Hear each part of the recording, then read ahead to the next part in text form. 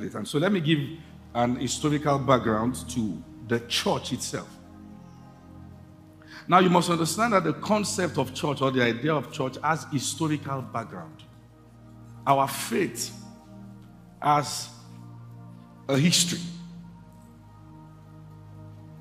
And the church in itself, permit me to use the word, that our story is still young.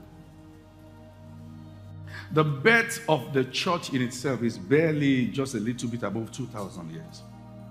And we have transitioned from one phase to another, one understanding to another.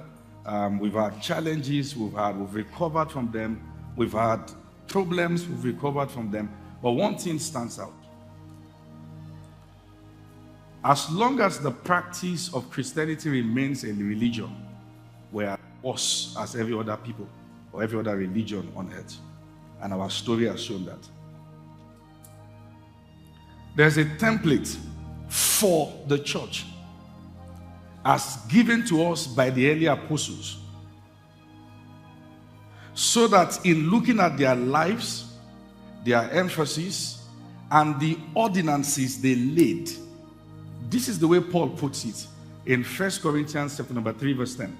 He said, I, as a wise master builder, I have laid the foundation. Look at it. According to the grace of God which is given unto me as a wise master builder, I have laid the foundation. And we saw the word foundation for in Message translation as the word blueprint. So the church has a blueprint. But one of the things we have seen everywhere is that different churches can have different faces. We understand that there are different emphases based on different callings and all that. But there is a center focus of the church, and the message of the center focus is Christ. So there's a blueprint that we have received from the early apostles as touching how the church should go. And any form of deviation from that blueprint is going to bring in chaos. We cannot deviate to the right. We cannot deviate to the left. I understand the power of creativity. I understand the power of innovation. I understand the power of skillfulness in touching some things, in twitching some things, in tweaking some things. It's powerful. But we must understand that there is a center focus and a goalpost for the church. And this must be taught now, before it becomes late. Now, some people have the belief, when things are going wrong, that Jesus said, I will build my church and the gate of hell will not prevail against it. So, the church cannot be destroyed. The church cannot. See, when you speak like that, it's because you don't have knowledge of church history. There are territory now that belongs to the other faith that were once the territory where the early apostles preached. Read the book of Revelations chapter number 2, Revelation chapter number 3. Jesus, listen to what I'm saying. Look at the letters Jesus sent to the church. If you pay very keen attention to the messages that Jesus sent to the church, then you will understand that the owner of the church, and I'm using that word, the owner, is not taking his church with levity. It means so much to him. He spoke about the church. He said, you have the record of being rich, but you are poor, you are wretched, and you are naked.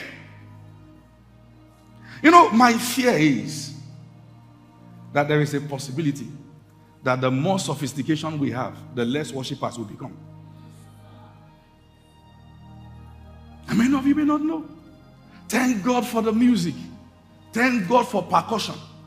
Thank God for sax. Thank God for the keyboard. Thank God for they have good music, they have all that. What if we have to clap our hands and sing and shout?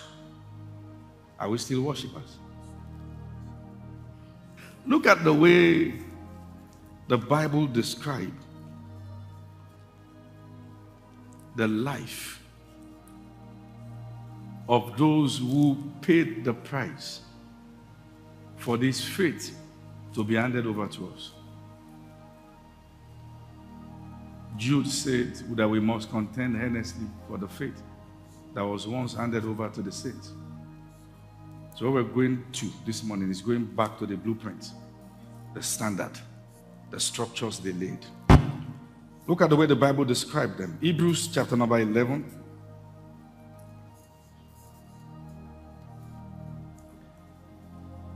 We read from verse 32. And what more shall I say? For time would fail me to talk of Gideon, and of Barak, and of Samson, and of Jephthah, of David also, and Samuel, and of the prophets. What's the next verse? Read together, 1, 2, 3, go.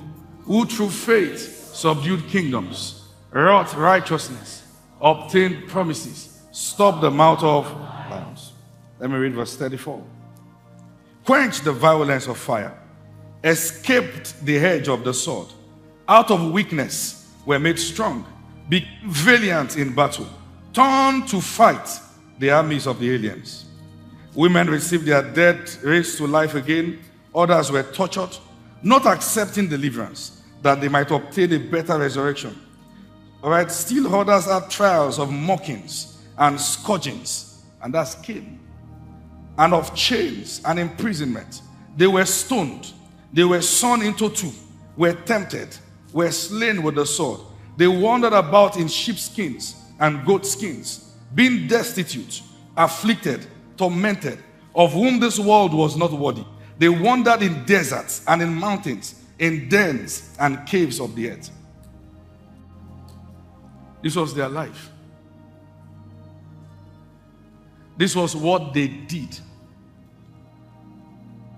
for us to receive this gospel. You know,